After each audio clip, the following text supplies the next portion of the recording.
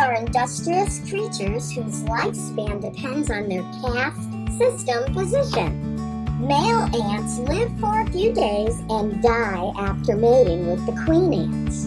Worker ants, which are typically non-producing females, live from 2 weeks to several months. Queen ants can live multiple years. Most ants you see are female worker ants. For a female ant to become a worker or a queen depends on her diet and not genetics. Any female ant larva can become the queen if they receive diets richer in protein.